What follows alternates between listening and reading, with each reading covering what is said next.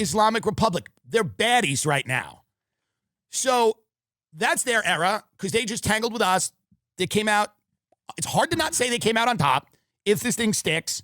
Here's Carmela Soprano. This is us, the United States of America. Take it away. Marriage has problems. Is he seeing another woman? Yeah, you can make that plural. Yes, he sees other women. I sort of look the other way. I want to help him. Do you? Moments ago, you used the word divorce. I said I was considering divorce. I may be overstepping my boundaries here, but... She's talking about Israel. Jewish, aren't you? Is that relevant? Guys, thank you so much for joining me, John. So this is SotoCast. Tim Dillon came out with another banger. We're going to dissect it a little bit, break it down. This is halfway through his podcast that he does every Saturday. It dropped again, and it's excellent, as always. And we'll take a listen, and I'll tell you what I think during it. Well, us Catholics, we place a great deal of stock in the sanctity of the family. And I am not sure that your people... I've been married for 31 years. Well, then you know how difficult it can be. He's a good man. He's a good father. You tell me he's a depressed criminal, prone to anger, serially unfaithful. Is that your definition of a good man? I thought psychiatrists weren't supposed to be judgmental. Many patients want to be excused for their current predicament because of events that occurred in their childhood. That's what psychiatry has become in America. Visit any shopping mall or ethnic pride parade to witness the results. What we say in here stays in here, right? By ethical code, by law. His crimes, they are organized crime. The mafia. Oh, Jesus. Oh, so what? So what? This is us. He betrays me every week with these whores. I mean, this Probably is us. the least of his misdeeds. You can leave now, or you can stay and hear what I have to say. You're going to charge the same anyway. I won't take your money. That's a new one. That I You don't must trust your initial impulse and consider leaving him. You'll never be able to feel good about yourself. You'll never be able to quell the feelings of guilt and shame that you talked about, as long as you're his accomplice. You're wrong about the accomplice part, though. Are you sure? All I did was make sure he's got clean clothes in his closet. And This is the way we talk about So Israel. enabler would be a more accurate job description. We just make sure they have weapons. My apologies. So, you think I need to define my boundaries more clearly? Keep a certain distance, not internalize my... What did I just say? Leave him. Take only the children, what's left of them, and go. My priest said I should try and work with him and help him to be a better man. How's that going?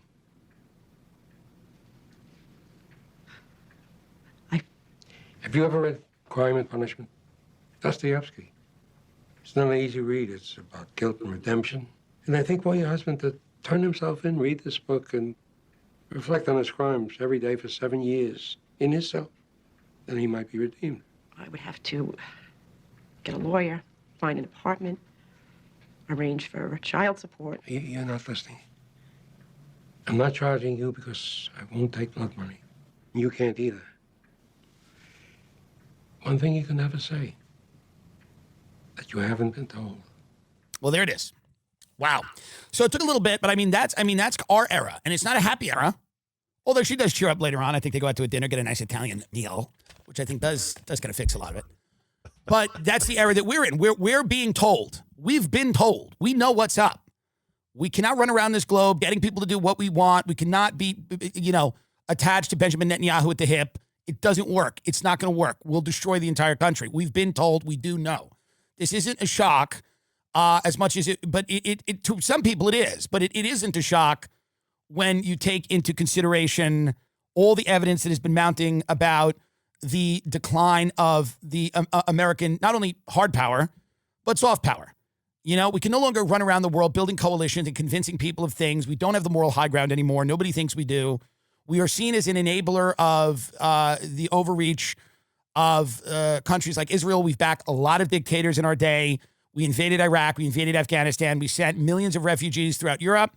We've destabilized the political systems of Europe, of the Netherlands, of the UK, and the ramifications of that are all quite obvious to anyone who is paying attention. We cannot claim that we have only been a force for good. We've certainly not only been a force for evil. We've done good things for sure, okay?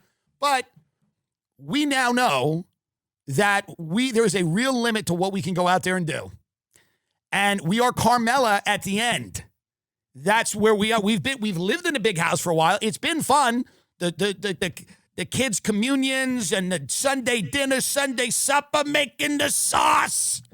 We made a lot of sauce Sunday suppers. We had a lot of barbecues in the backyard. We lived in a big suburban mansion for a long time. Mini mansion, whatever. Mick mansion, but whatever. For a guy who's in waste management, pretty good. We had a lot of fun. And, we kind of knew where the money was coming from. Let's be honest. There's nobody in this country that's completely innocent. We all knew. We didn't do it. We weren't pressing buttons and firing the missiles, but we sang along to the Toby Keith songs, and we thought it was cool, and we watched all the movies, and we kind of created this idea that we were this unimpeachable force for good, and, whatever it was, the cheap food or the cheap gas or whatever we got out of it, we knew where it was coming from. But all we did, like Carmela Soprano, was make sure that the government had clean clothes. That's all we did. That's all she said. I'm not an accomplice. I just made sure he had clean clothes. I just did the laundry. And that's Carmela at the end. Goes, I just did the laundry. She didn't believe that. She doesn't believe that. But she's trying to make herself believe that so she can sleep. But we did more than the laundry. Yeah, but I think that because of the way that people have been propagandized. Now listen, he rails against the boomers, and I would tend to agree. But they were a lot more limited in the scope of what they could digest. There was the newspaper, there was the radio, there was television. It told you what you got, what you could know, and then there was very little in between. Now, and this is why people that watch him and people that are that are sub in their early 50s and down, I would say that's kind of the sweet spot. 50s is still a little on the edge, but even some of my friends that they're in their early 40s are still just they just watch whatever cable TV. But for the most part, if you're low 50s and down, you can kind of have a general grasp on things that are outside the scope of the establishment media. And that's what has changed the calculus dramatically. Now we know, that whole fairy tale of good guy, bad guy, that's all bullshit. We all know that now. And once you start looking through everything at through the lens of, my government's going to tell me dog shit, and I have to think about that, process it, see what angle they're coming at me with, but then also listen to all the other countries, because they're also talking shit too. Nobody's truthful in this scenario. The only person that you're hopefully truthful with is your family, and you can just try your best to be an individual, truthful person.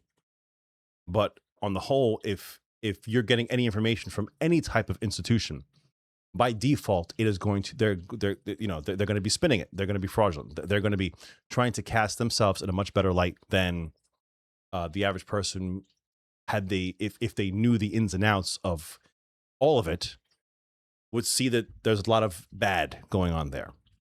And that's that's literally with every institution. That's just how it goes. It is the purpose of that institution is to survive, and survival usually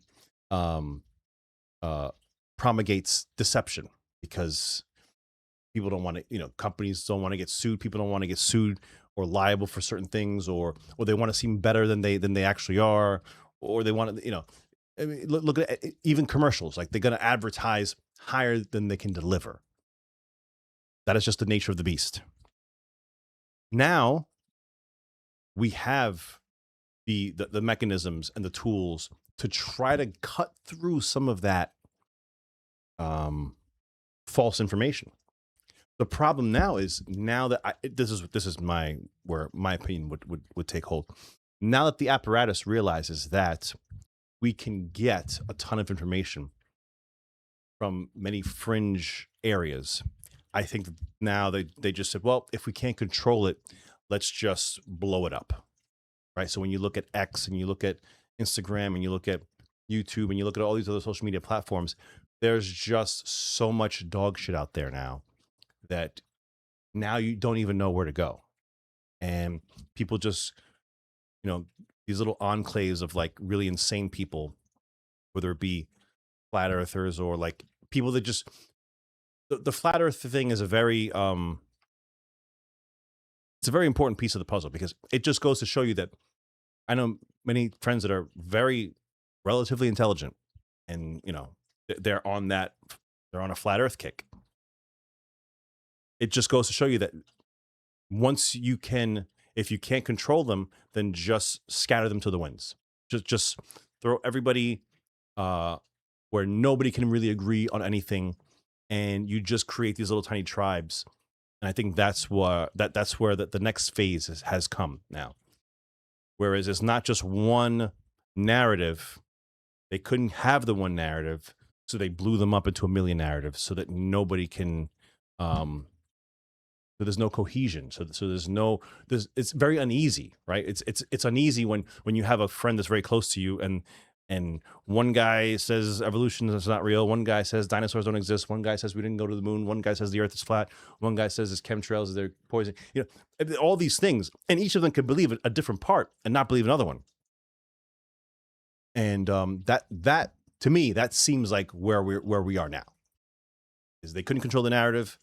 It was the Tower of Babel. Everyone now speaks a different language. Good luck. Carmela did more than the laundry. She took the trips to Paris. She went to the Plaza Hotel with Meadow and had tea. She went out to dinner. She went on the vacations. She enjoyed the spoils of the empire that her criminal husband has built. And so have we. And we have to reckon with that now, and we have to understand why we can no longer moralize to the rest of the world. Obviously, the people that run Iran are psychopaths who I don't think have the best interests of their people at heart. They're a theocratic fascist government that, inhibits the rights of women. We get it. There's no love laws here for the Islamic Republic of Iran, by the way. But we do have to think about, this is a stunning and humiliating defeat on the world stage. And we have to understand that we can no longer pretend that we are going to be able to dominate. We're not going to be able to dominate. We're going to share the globe. We're going to share the world, whether you like it, whether you think it's cool, whether Netanyahu likes it. We're not going to be able to just go in and topple a government anymore. We can't do it. We won't do it. We're not going to send 150,000 of our kids to go do it. We're not going to do it. We're not going to send 150,000 people to go die in Iran so that we can dominate and really allow Israel to dominate that region. It's not going to happen. And Vance, for all his flaws, of which there are many, knows that. He knows that. Vance is a political animal. Here's what I mean. The guy wants the job. I don't know that he'll get it, but he wants the motherfucking job. And he knows the public's not behind this. He knows the voters don't want it. He knows his own constituency, vast numbers of them, don't want it. His aspirations are political. He knows that the MAGA movement is starting to be pulled apart, and it's fraying, and there's only so many parties you can throw. There's only so many UFC events at the White House lawn you can throw to keep these people entertained. There's only so many concerts in the park or whatever the hell they're going to try to do.